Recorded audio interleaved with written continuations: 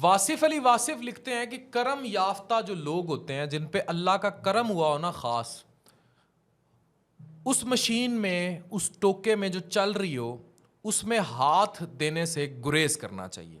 Let me explain. उन्होंने लिखा कि जिस पर करम है इससे कभी पंगा ना लेना, वो तो करम पे चल रहा है, तुम चलती मशीन में हाथ दोगे तो हाथ गया। करम का फार्मूला तो कोई नहीं है, इस करम की वजह ढूंढो, वो क्या कर रहा है वो शख्स कि अल्लाह ने उस पर खास करम किया हुआ है। जहां तक मेरा मुशाहिदा है, जब भी कोई ऐसा शख्स देखा है जिस पर रब का करम था, मेरे अल्लाह ताला की ज़ात का उस पर करम था, इसे आजिज पाया है, पूरी अकल के बावजूद सीधा और सादा सा बंदा, बहुत तेज़ी नहीं दिखाएगा, उलझाएगा नहीं, रास्ता दे देगा, बहुत ज़्यादा गुस्सा नहीं करेगा, सिंपल बात करेगा। मैंने हर करम हुए शख्स को मुखलिस देखा है, इखलास, गलती को मान जाता है, माजरत कर लेता है, सरेंडर कर देता है।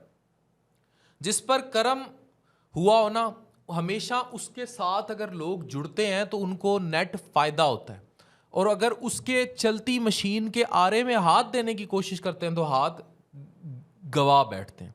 ये हो ही नहीं सकता कि आपकी ज़ात से नफ़ा हो रहा और अल्लाह आपके लिए कुशादगी का रास्ता रोक दे, वो और करम करेगा।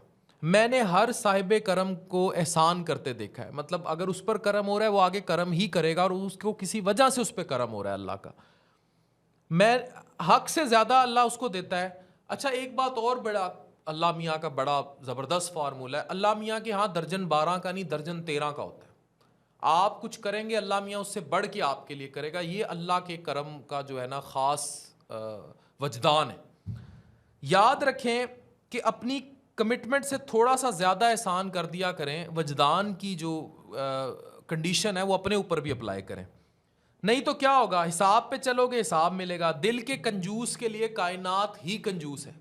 जो दिल का कंजूस है ना, 2-2 रुपए का हिसाब करता है, टके पे तंग करता है, किसी की मदद नहीं करता, किसी को पैसे नहीं छोड़ता, कि रियाकारी करता है, जिसकी जो हेल्प हो सकती है करता है, तो दिल के कंजूस के लिए पूरी कायनात जो है वो कंजूस ही एक्ट करेगी। दिल के सखी के लिए कायनात भी ख़जाना है। जब ज़िंदगी के मामलात अड़ जाएं, समझ जाओ तुमने दूसरों के मामलात अड़ाए हैं। आसानियाँ दो, आसानियाँ मिलेंगी। तो ये अल्लाह के करम की एक छोटी सी मिसाल है। मैं आपको इसको और लिंक करता हूँ। मैंने एक इंग्लिश वीडियो देखी, उसमें एक उकाब उड़ता चला जा रहा था, शाहीन। अब वो उड़ता जा रहा है, आपको पता है कि इस परिंदे पर कोई भी अटैक नहीं करता एक्सेप्ट वन बैड परिंदा, द कवा, द क्रो। वो अटैक करता है, और जब वो अटैक करता है, उसके अटैक का एक तरीका है कि वो उड़ते हुए बाज, उकाब, शाहीन कुछ कह ले, उसके पीछे जाकर बैठ जाता है और उस पर बीट करने की कोशिश करता है या उसको नॉक करने की कोशिश करता है। अब वो जो बड़ा परिंदा है जो उड़ रहा है, जिसने हाई एल्टीट्यूड पे जाना है, वो कभी भी उसकी उस चीज़ को जवाब नहीं देता। वो करता क्या है, वो उड़ता चला जाता है, वो और ऊपर निकल जाता है, और कवा उसके पीछे बैठा रहता है।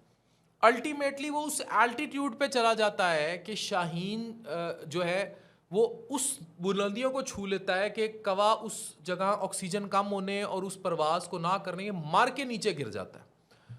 ये होता है हासदी का अंजाम। अब उस उकाब, बाज, शाहीन पे तो अल्लाह का करम है। अगर इस करम पर आप अटैक कर रहे हैं और हसद कर रहे हैं और उस करम को चैलेंज कर रहे हैं, बजाय इसके कि आप अल्लाह से अपने लिए करम मांगे, तो आपका हाल कवे जैसा ही होगा। वो अपनी उड़ान उड़ता चला जाएगा और आप नीचे गिर जाएंगे। यही हासिद का अंजाम है। एक ऐसा शख्स जो दूसरे से हसद करता है, कीना रखता है, बुग़्ज़ रखता है, डेफिनेटली उसने ज़मीन पर आना है, उसने बर्बाद होना है। तो इसलिए जिस पर अल्लाह ने करम किया हो ना, जो अल्लाह के करम के साथ नवाजा गया हो, never ever challenge that person in your life. बस, थैंक यू।